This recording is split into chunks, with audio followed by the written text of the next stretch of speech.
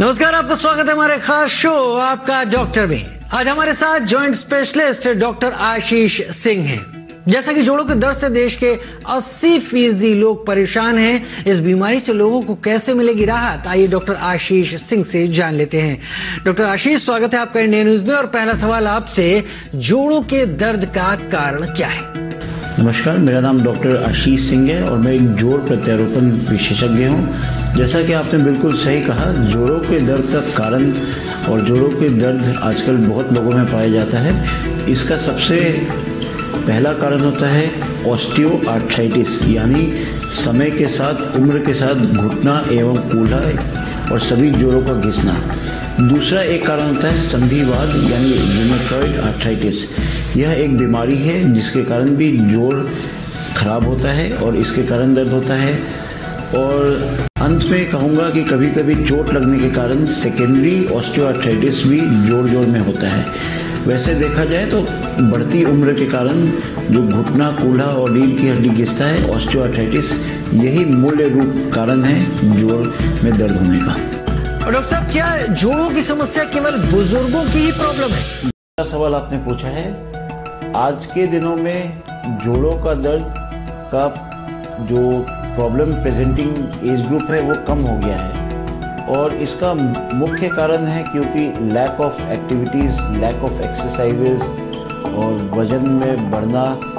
और जैसे कि आज से 50 साल पहले लोग साइकिल पे ज़्यादा चला करते थे और आज की डेट में मोटरसाइकिल और गाड़ियों का चयन ज़्यादा किया जाता है। इसी कारण से लोगों में घुटना घिसना, लैक ऑफ अनफिट रहने से और हर जोड़ का घिसना ज़्यादा पाया जाता है और कम उम्र के लोगों में भी ये समस्या काफ़ी दिनों से पाया जा रहा है। डॉक्टर सिंह, इस समस्या के इलाज कौन कौन से हैं?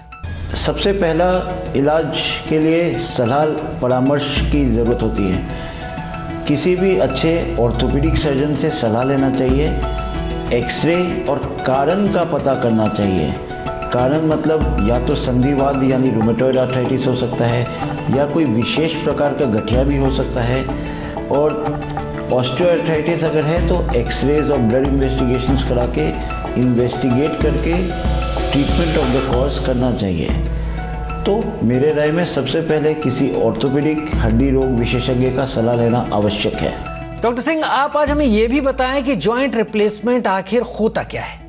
यह सवाल भी बहुत अच्छा पूछा आपने। जोड़ प्रत्यारोपण, इंग्लिश में इसको जॉइंट रिप्लेसमेंट सर्जरी बोलते हैं और यह एक सर्जरी है। अगर हम घुटने की बात करें तो घुटने में जो घुटना सट जाता है, हड्डी से हड्डी लगाने लगती है और दर्द का कारण बन जाता है, तब इसमें जोड़ के सतह को मेटल और प्लास्टिक के कॉम्बिनेशन से बदलाव किया जाता है।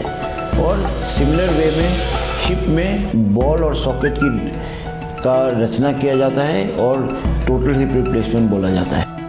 तो डॉक्टर साहब, जॉइंट रिप्लेसमेंट की जो कॉस्ट है वो और उसकी सफलता के बारे में भी हमारे दर्शकों को कुछ बताएं। जॉइंट रिप्लेसमेंट एक सुपर स्पेशलिटी ऑर्थोपेडिक्स ब्रांच है और यह बहुत ही अच्छा सवाल है कि इसका कॉस्ट कितना है। मैं सबसे पहले यह हाईलाइट करना चाहूँगा कि आदरणीय प्रधानमंत्री मोदी जी के सौजन्य से जॉइंट रिप्लेसमेंट लगाने वाले वस्तु यानी हिप और नी रिप्लेसमेंट का प्राइस में गिरावट हुआ है।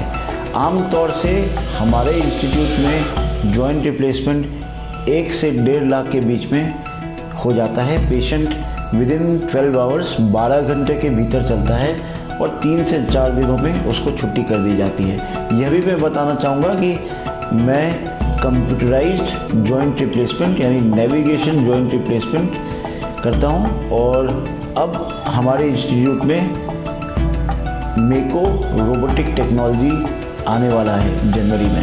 डॉक्टर सिंह, आपका हॉस्पिटल जॉइंट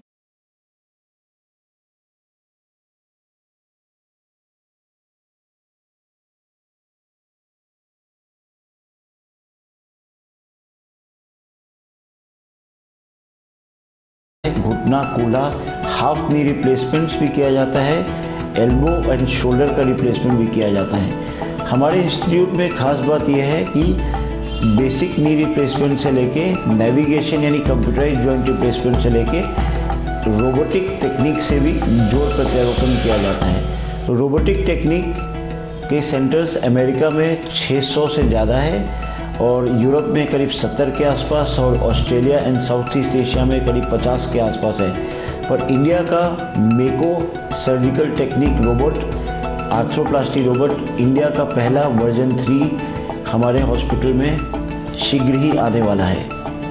डॉक्टर आशीष, आप उन कुछ हॉस्पिटल्स में से एक हैं जो सर्जरी के लिए रोबोट तक ला रहे हैं। इसके बारे में जरा विस्तार से दर्शकों को बताएं। जैसा कि आपने पूछा और मैंने आपको बताया कि जॉइंट रिप्लेसमेंट एक सुपर स्पेशलाइज्ड यूनिट हो जाता है ऑर्थोपेडिक्स का, और इसको करने के लिए हमें काफ़ी प्रिसीजन चाहिए।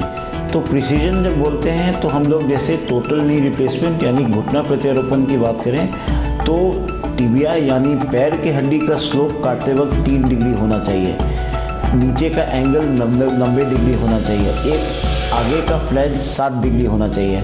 आमतौर से इन सभी चीज़ों को आँख से नहीं देखा जा सकता है और कंफर्म नहीं किया जा सकता है, इसीलिए computer and navigation and robotics का इस्तेमाल होता है। जब हम इसको विस्तृत रूप से बताएंगे तो जब हम ऑपरेट करते हैं तो हम एक 3D मॉडल बना के कंप्यूटर को देते हैं और कंप्यूटर हमको हर एक स्टेप पे वेरीफाई करता है कि हमने जो कट लिया है टोटल नी रिप्लेसमेंट करते समय वह उचित है कि नहीं।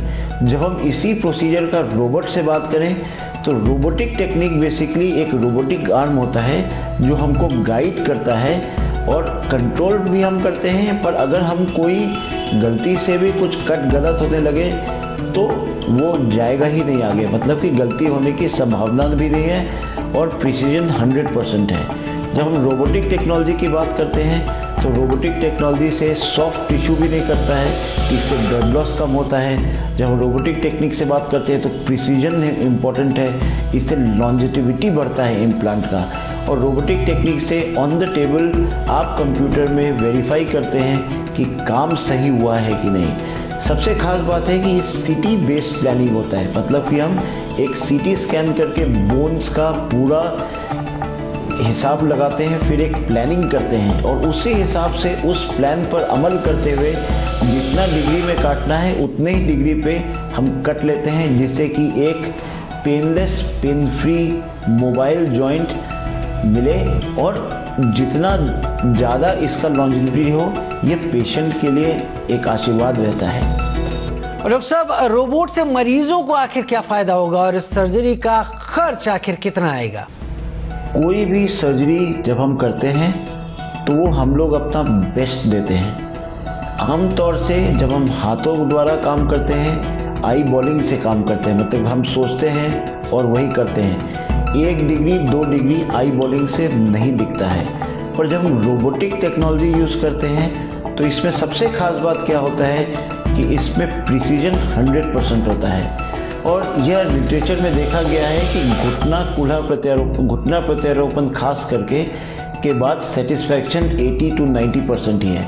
बट हमको रोबोटिक टेक्नोलॉजी के आने से जो अभी के पेपर्स, लिटरेचर और विदेशों में जो स्टडीज़ चल रही हैं उसमें सेटिस्फैक्शन रेशियो मोर देन 98% पाया गया है। खांसी इसमें ब्लड लॉस कम होता है, चीरा छोटा लगता है और लोग जल्दी घर जा सकते हैं और खून का लॉस भी कम होता है। आमतौर से अगर देखेंगे तो रोबोटिक टेक्नोलॉजी एक बूंद है और जैसा कि आप सभी क्षेत्रों में देख रहे हैं टेक्नोलॉजी से ट्रांसफॉर्मेशन हुआ है। रोबोटिक टेक्नोलॉजी से आर्थ्रोप्लास्टी मतलब जोड़ प्रत्यारोपण के लिए यह एक बूंद है जो कि इंडिया का मेको वर्जन 3 मैं सबसे पहले बिहार में पटना में ला रहा हूँ और इससे पटना इंटरनेशनल हो जाएगा अन्य इंटरनेशनल कंट्रीज के बनस्पत। तो जैसा कि डॉक्टर आशीष आपने हमारे दर्शकों को जोड़ों के दर्द से संबंधित सभी तरह की जानकारियां दी, इसके लिए आपका बहुत बहुत धन्यवाद। आज के लिए फिलहाल इतना ही, फिर हाजिर होंगे खास जानकारी लेकर। नमस्कार।